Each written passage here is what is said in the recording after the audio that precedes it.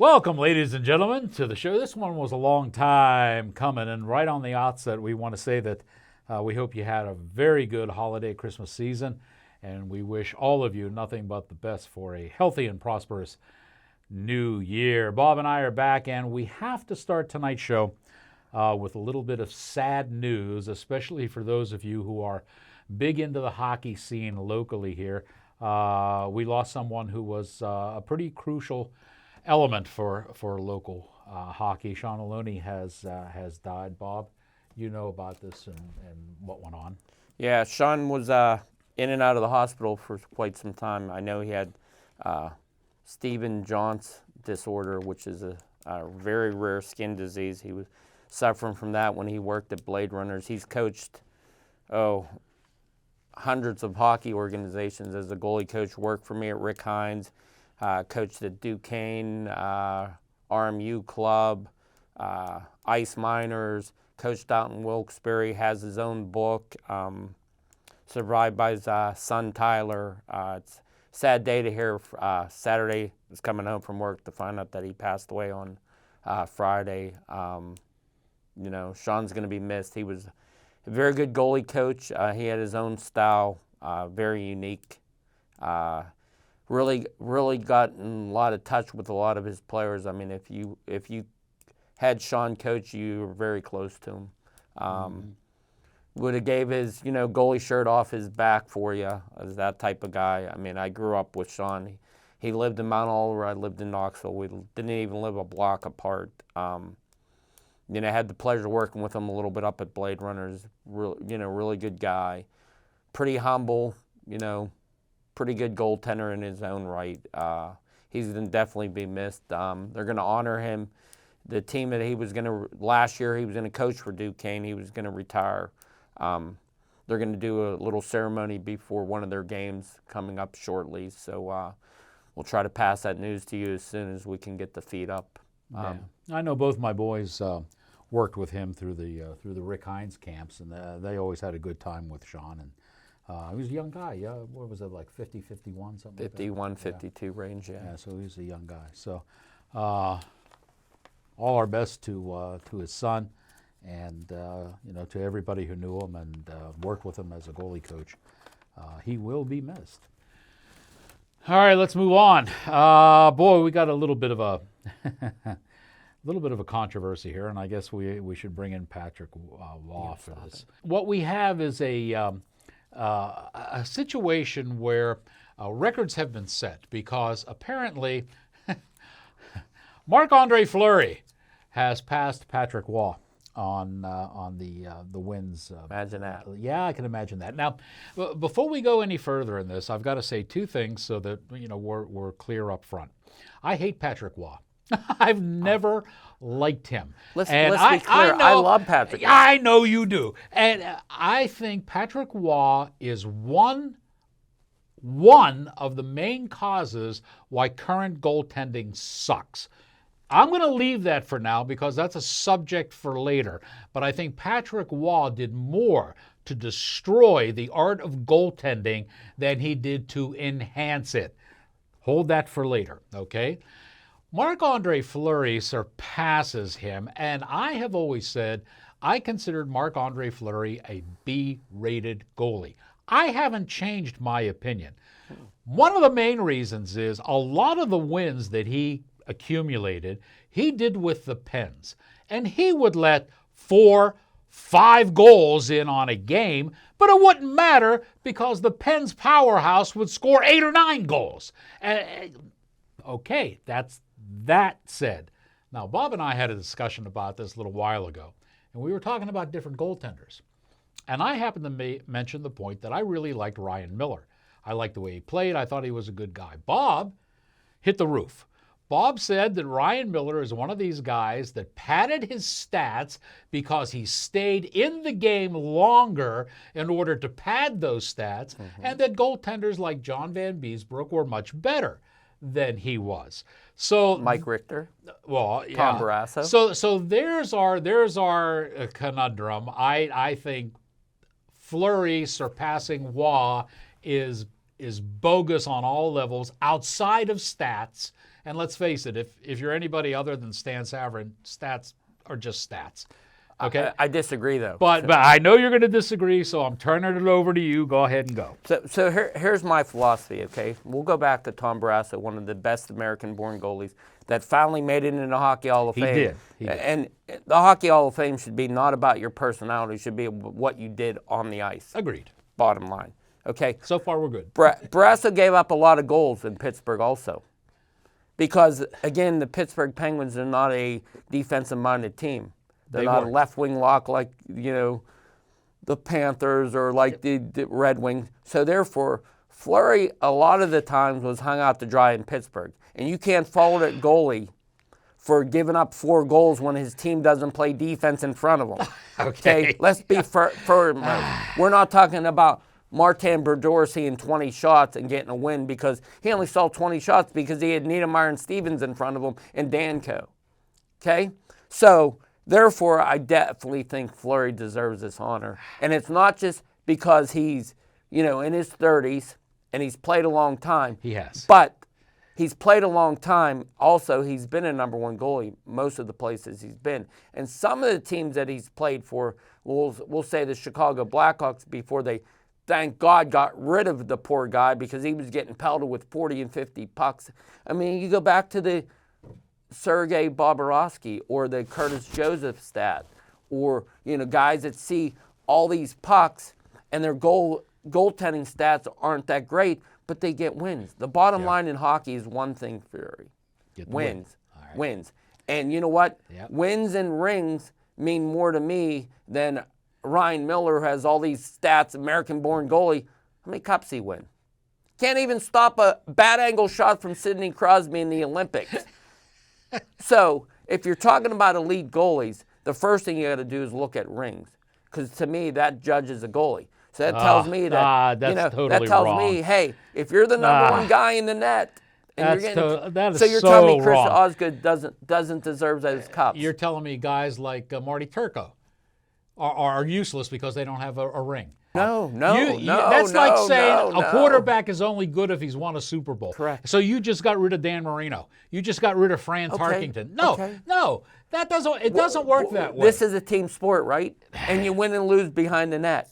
So if you don't have a good goalie to get you to that cup, to win you that cup, maybe he's not that good of a goalie. This is really how we spend our Friday nights when the cameras aren't on us. Maybe he's just really not that good of a goalie. You're right. Marc-Andre Fleury is a nice guy. He's probably one of the nicest guys playing. I love the fact that he's a jokester in the locker room. He's pulled some major knee-slapping pranks, and I admire that. But I think he got screwed in Vegas. I think he's very much like what you think of Ryan Miller. If he stayed in the game so long that he has padded his stats, and they don't look. This is a goalie. This is a goalie who's wearing 2 rings at least that he choked on. Listen. Because he may have played well in the regular season and got the Pens into the playoffs, but when the pressure was on and it was time to perform, Big Apple. Okay. And Matt Murray had to come in and save his ass. And where's Matt Murray now? Woof! In the atmosphere somewhere. And Matt Murray, everyone said, well, we're going with the youth.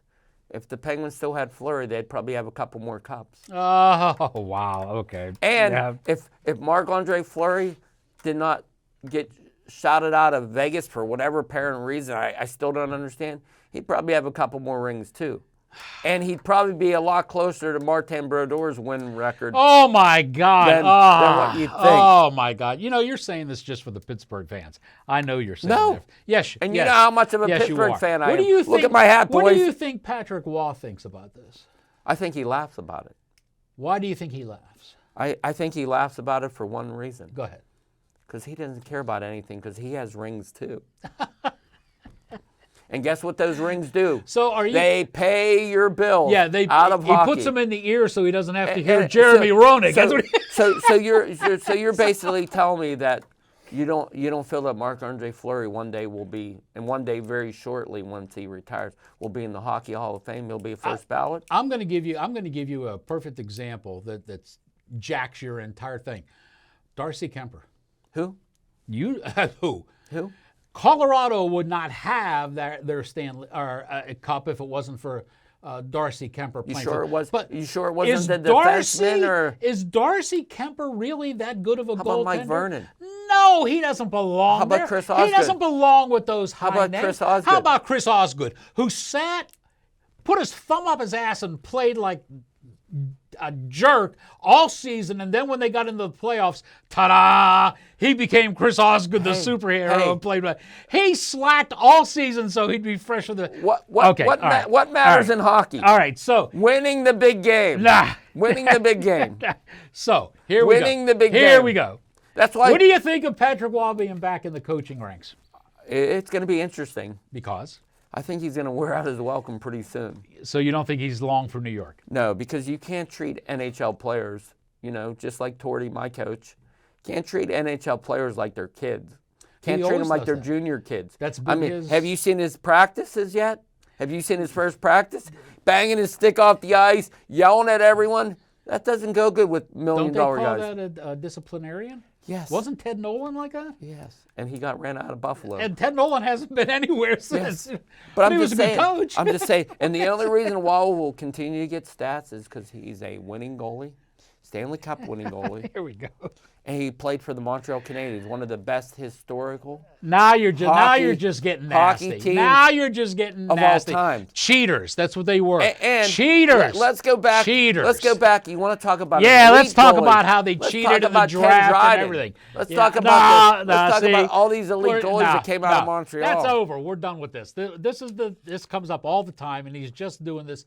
As we Italians say, bushcat, okay? He's doing this bushcat, and we're going to drop it right here and get done with it. But I'm going to give you a chance to scream and yell because you have something to say about the junior championships and how they tie in with the Flyers, and that is probably more interesting. First of all, let's go back to we were talking about European hockey. Okay. And how phenomenal European hockey and the coaching and their development of the players. Okay. Out of the 4 teams that were in the World Junior Championship, Finland and Sweden got there. Yes, they did. Which is pretty impressive considering, everyone was picking Canada and USA to win it. Sure.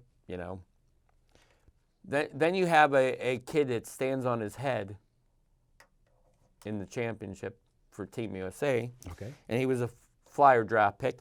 Yep. And the Flyers' big brass went over and flied over to spend some time with him because they want to make sure everything's okay before he goes back to BC to finish his college career. Okay. He ends up not even meeting with him and his agent.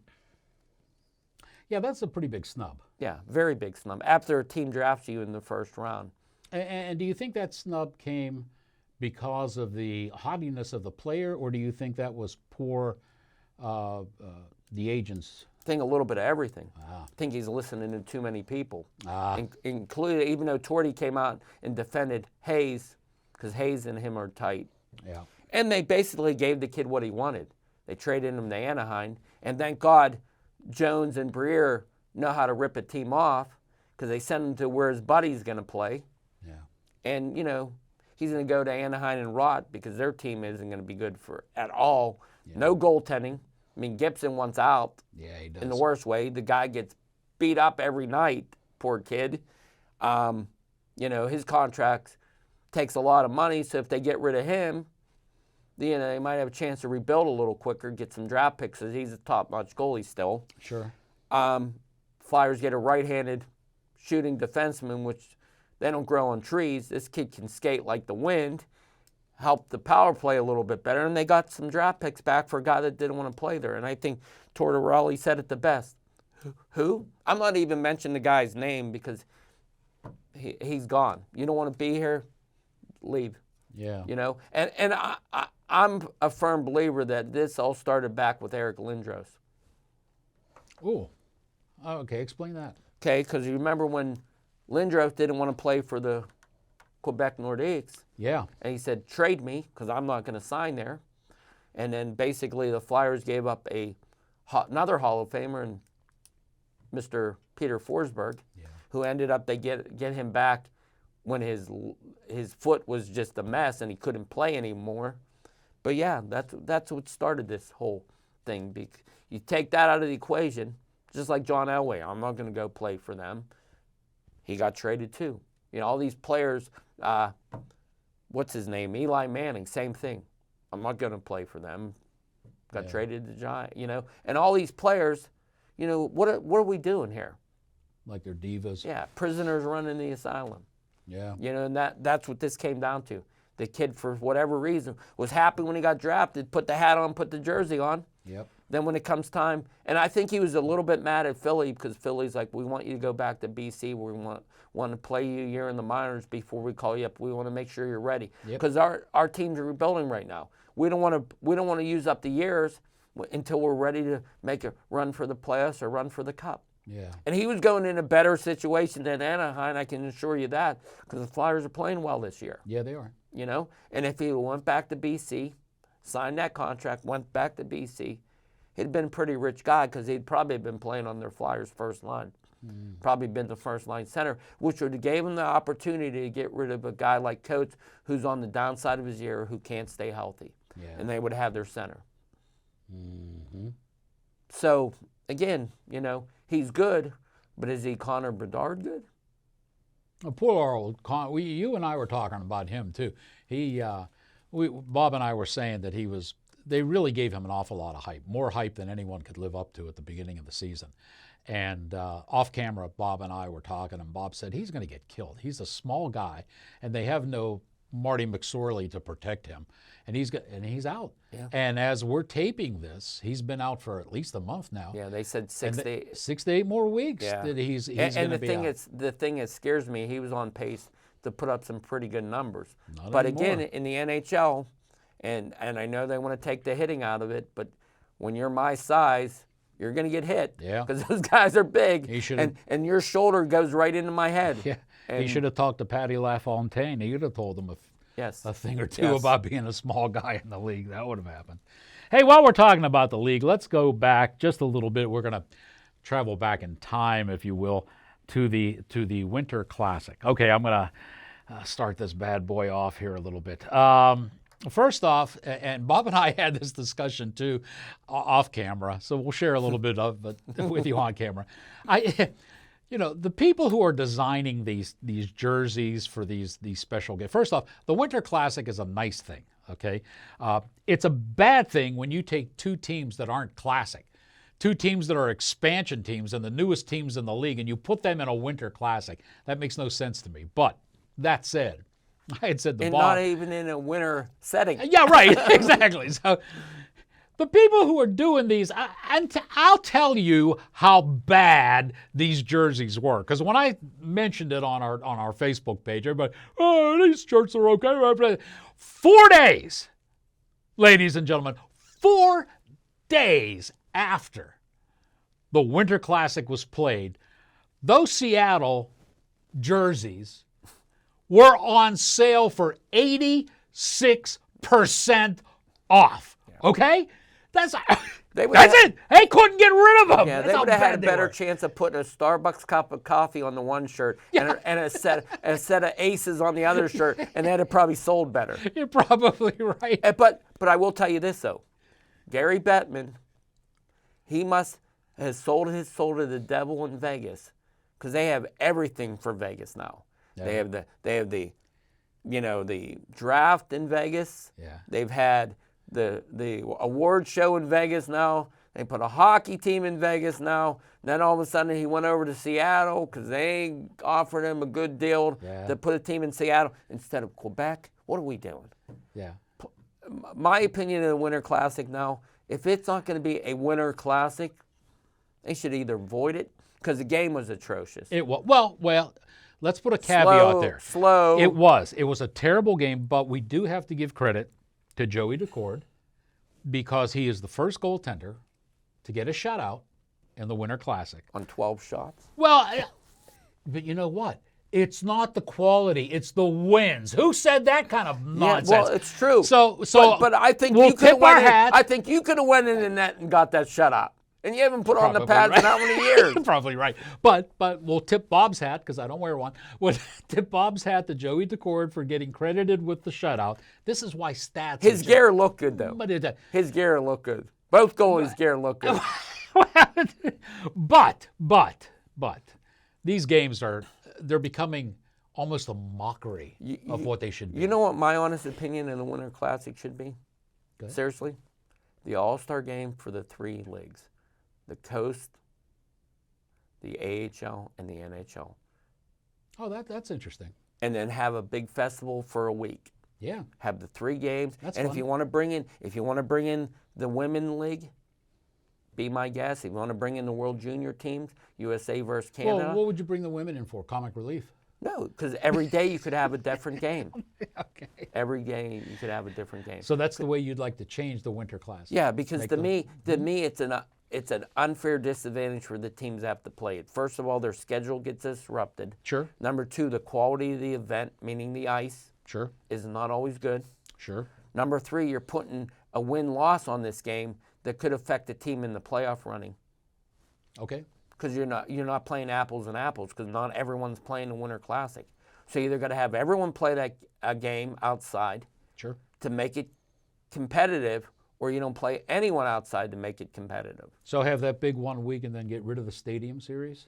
Yes. You know what? We agree on that. Because to me, the All-Star game is terrible. Mm-hmm. 3-on-3 is not a game, just like 3-on-3 in overtime is not a game. Yeah, it's like playing flag football. Yes. So to me, if you're going to make an event out of it, you can have an old-timers game, you can have a couple women's teams come out and play, you can have the AHL, the Coast All-Star game, the NHL All-Star game, and you can have this big carnival for hockey and make it a week long.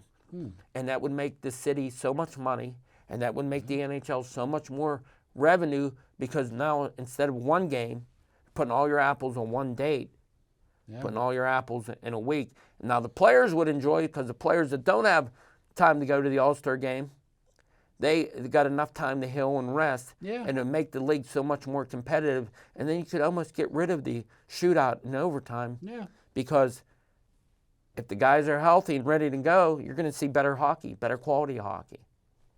I like this idea. And you can have your autograph session, revenues. You can set up a big tent for the NHL. Fanatic can come out and sell these awful looking jerseys now that they're designing, because they're hideous, Yeah. and make a big event. And okay, the All-Star game used to be an All-Star game when players Back in the hated day. each other. Hell, I remember when the All-Star game used to be the Russians versus the NH NHL. No, I remember the NHL versus the top college team. Yeah. I guess I just aged myself there. Huh? But you could always bring in two college teams, Yeah. whoever's the home college team for that, and bring in their rival, and make it an event. Yeah. Because they're trying to make the All-Star game like the Super Bowl, but guess what? It doesn't have the championship after it. All you're Yeah. doing is getting 2 points or 3 points. You know, I remember years ago, and this was a long, long time ago, they had the All-Star game here in Pittsburgh, back in the Civic Arena, for those of you that remember that. And it was fresh and new, and the movie had just come out, so there was a special appearance by Batman at that All-Star game. I know that guy. Okay, let me throw in another thing here that I've got to say. You know, ever since they got rid of Don Cherry, they've been looking for a personality. And I got to tell you that I think Paul Bissonnette is the guy that we both could have done that. Yeah, I think he's the guy, and I don't think they pay him enough. He's the only thing. Bissonnette's good. He's the only thing that makes those in-between period shows worth watching, and at least he can keep Liam McHugh's mouth shut. There's another guy they're grooming, though, that you don't like. Who? Mr. Flash. Who? Mr. PK. Oh, no, they've had him on already. He's a disaster. No, He's a disaster. They're still grooming him. Yeah, he's going to need a lot of grooming. Give me him for 6 weeks, and I'll actually make an announcer I'm just out saying, of him. that's we're who they want. We're gonna drop him down. You know, the guy he sits with, the old player. Who is it? Is it Messier? He hates him. Absolutely hates him, and I can understand You can why. tell. Look, I don't want to get on to PK because I want to talk about Paul Bissonnette here for a minute. He can actually be the new Don Cherry. I believe he can. They do tie him down a little bit. But speaking of, wins are the only most important thing. Here's Bissonnette. I think in his whole career, he scored maybe 7 goals. nothing more. His career was short-lived. And you're making him a folk I mean, hero. he had like lunch and he was gone. But on air, he's doing good. And during the Winter Classic, he had probably the only thing that saved that whole telecast, and that was his fight with Boy, the Seattle Kraken mascot. This thing was great. It featured a dunk tank. It featured the People's Flying Elbow. Here, we got a little clip of it for you. In case you missed it, here it is. Maniac has been staring you down. Anton, ring the bell. Stay away from me, buddy. Don't hide my Gretz. Stay away from me. Have you not seen Gretz fight? My muscle now. You don't want You to stay my away Gretz? from me. Security. Where the hell's the security? All right, pal. Yeah, Get over good to see here. ya. Do your job. Don't touch him. Okay, did you take your hepatitis shot? Did you take your Get hepatitis him. shot, Wayne? Get him. Get out of here, man. Get away from me. Oh, my goodness. Oh, hit with the microphone. This is going to get ugly, folks. And this is how it Get him, all Bowie. began Get him. earlier today. Bowie set a tone, and this is the reason he's paying the price. Drop the hammer. That was fun. That was worthwhile. I think if they let this guy go, we'll be in good shape. You know, we were talking a little bit on the last show about the horrendous goaltending that there is now and how things don't have to be prepared. So just for, kicks and giggles, I've called up last night's scores. I am not going to read the teams they played against because that's embarrassing. But I want to give you an idea of what I'm talking about here.